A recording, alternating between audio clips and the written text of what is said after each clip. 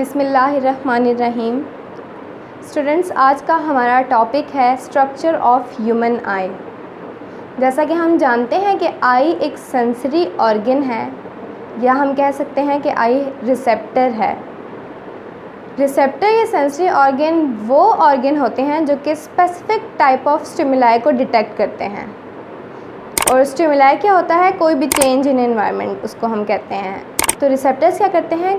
किसी भी specific stimulus को डिटेक्ट करने के लिए रिसेप्टर्स हमारे अंदर मौजूद होते हैं, और ये डिफरेंट टाइप्स हैं, जिसमें से आज जो हम पढ़ेंगे वो है eye. So human eye is located in small portion of skull which is known as orbits और आई सॉकेट्स। हमारी आइज़ जो हैं वो स्कल के ही एक पोर्शन में प्रेजेंट होती हैं, जिसको हम कहते हैं कि वो ऑर्बिट्स हैं, या हम उसको कहते हैं कि ये आई के सॉकेट्स हैं जहाँ पे हमारी आइज़ प्रेजेंट हैं। अब हम देख लेते हैं कि आइज़ के आउटर स्ट्रक्चर से लेकर के इसके इंटरनल स्ट्रक्चर में क्या क्या चीज़ें हैं और उसका क्या क्या फंक्शन है, यानी कि आई के ऑर्गन के क्या क्या पार्ट्स हैं और क्या क्या उसके फंक्शंस हैं। सबसे पहले आइज़ में जो आ जाती है वो है आईलिड्स। आईलिड्स का क्या काम होता है कि ये हमारी इंटरनल आई को प्रिवेंट करती है डिहाइड्रेशन से। और जब हम अपनी आइज़ को ब्लिंक कर रहे होते हैं तो बेसिकली वो क्या करती है, जो लिक्विड होता है उसको पूरी आइज़ में जो है वो डिस्ट्रीब्यूट कर देती है, यानी कि डिहाइड्रेशन को प्रिवेंट करती है। आईलिड्स जब टीयर्स को स्प्रेड कर देते हैं तो उसका फ़ायदा क्या होता है कि वो बैक्टीरियल इन्फेक्शन से भी जो है वो बचाता है आइज़ को हमारी। उसके बाद हमारे पास जो नेक्स्ट पार्ट आ जाता है आई का, वो है आई लैशेज़। अभी हम लोग आउटर स्ट्रक्चर की बात कर रहे हैं आई की। आई लैशेज़ क्या करती हैं? ये प्रिवेंट करती हैं स्मॉल पार्टिकल्स को हमारी आइज़ के अंदर एंटर होने से। जैसे आपको पता है कि कोई भी चीज़ हमारी आइज़ में अगर जाए या तो हम लोग फ़ौरन क्या करते हैं, अपनी आइज़ को ब्लिंक कर लेते हैं। तो वो जो आई लैशेज़ होती हैं वो क्या कर देती हैं, पार्टिकल्स को एंटर होने से आई में प्रिवेंट कर देती हैं। अब हम देख लेते हैं कि इंटरनल स्ट्रक्चर ऑफ ह्यूमन आई में कितने पार्ट्स हैं। आइज़ की बेसिकली 3 लेयर्स होती हैं। पहली लेयर को हम कहते हैं स्क्लेरा, जो कि आउटर लेयर होती है, और सेकंड लेयर को हम कहते हैं कोरॉइड। ये जो रेड रेड मैंने शो किया हुआ है ये सारी कोरॉइड है, जबकि जो इंटरनल होती है सबसे, उसको हम बोलते हैं कि ये रेटिना है। अब जो आउटर लेयर है स्क्लेरा, वो स्क्लेरा प्लस कॉर्निया पे कॉन्स्टिट्यूट करती है, यानी कि कॉर्निया और स्क्लेरा मिलके आउटर लेयर ऑफ आई बना देते हैं। स्क्लेरा की कंपोजिशन क्या होती है कि ये डेंस कनेक्टिव टिश्यूज़ से बनी होती है, यानी कि जो वाइट पोर्शन होता है हमारी आई का, बेसिकली उसको हम स्क्लेरा कहते हैं, जो कि डेंस कनेक्टिव टिश्यू से मिलके बनी होती है। और इसका फंक्शन ये होता है कि ये हमारी आइज़ की शेप को मेंटेन करती है, और इसके साथ साथ हमारी आइज़ के जो बाकी इनर कंपोनेंट्स होते हैं उसको भी ये प्रोटेक्ट करती है। तो स्क्लेरा जो कि आउटर लेयर थी, उसके 2 फंक्शंस हैं। पहला कि वो आइज़ की शेप को मेंटेन करती है, और सेकंड कि वो आइज़ के इंटरनल पार्ट्स को जो है वो प्रोटेक्ट करती है।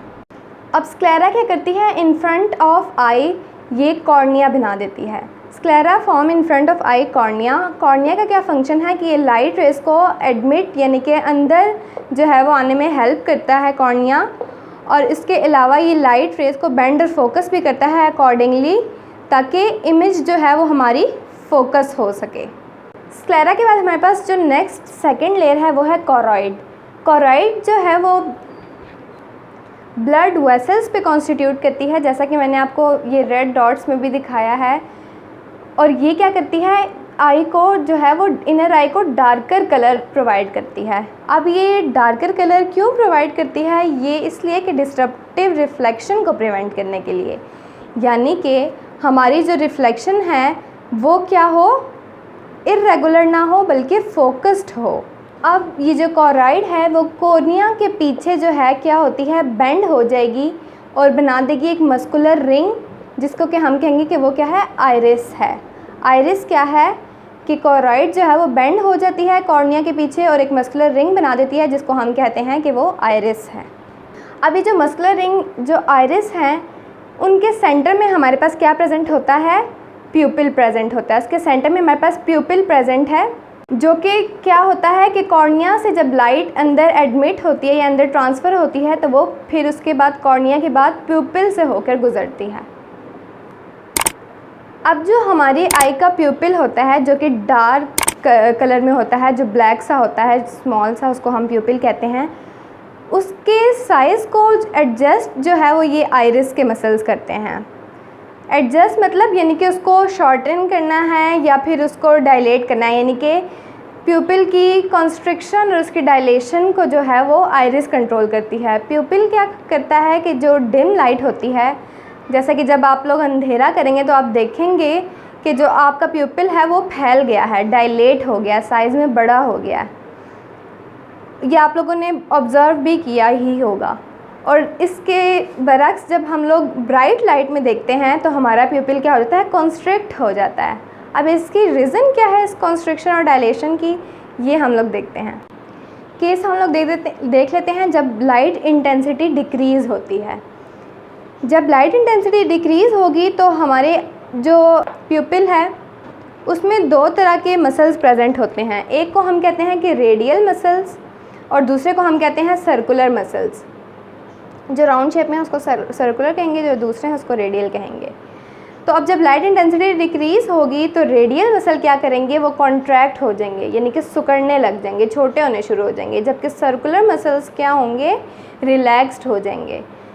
तो इस तरह से क्या होगा, प्यूपिल का साइज़ एज अ रिज़ल्ट बड़ा हो जाएगा, प्यूपिल क्या हो जाएगा, वो डायलेट हो जाएगा। इसी के ऑपोजिट क्या होगा, जब लाइट इंटेंसिटी इंक्रीज़ होगी। जब लाइट इंटेंसिटी इंक्रीज़ होगी तो रेडियल मसल क्या होंगे, वो अब रिलैक्स हो जाएंगे और जो सर्कुलर मसल हैं वो कॉन्ट्रैक्ट होना शुरू हो जाएंगे। जब सर्कुलर मसल कॉन्ट्रैक्ट होंगे तो फिर ऑब्वियसली प्यूपिल का साइज़ क्या हो जाएगा, डिक्रीज़ हो जाएगा। अब आइरिस के पीछे हमारे पास जो है वो लेंस प्रेजेंट है, कॉन्वेक्स लेंस।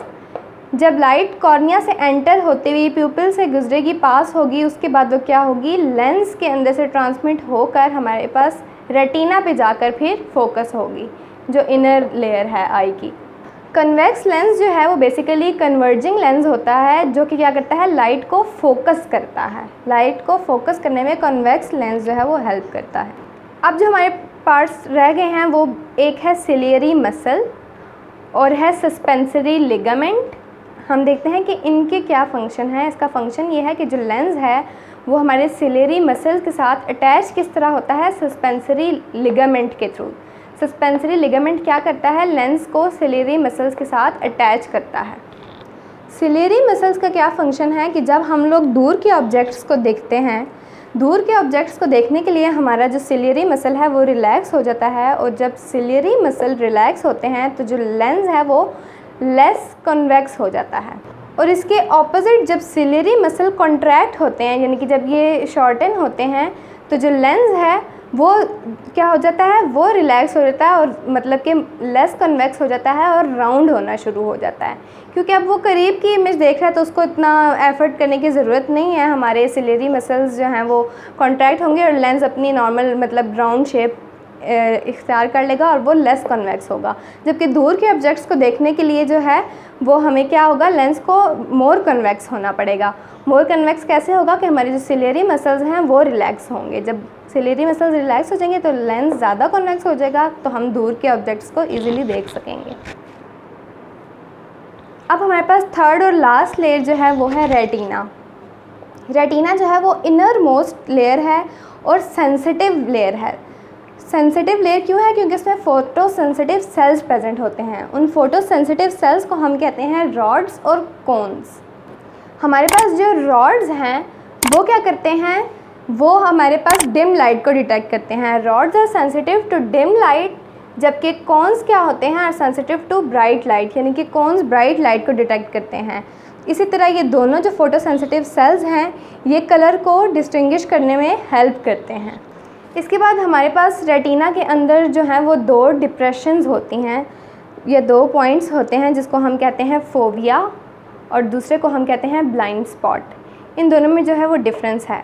फोविया क्या होता है, रेटिना की जो लेयर है उसमें जो एक डिप्रेशन है उसको हम कहते हैं कि ये फोविया है।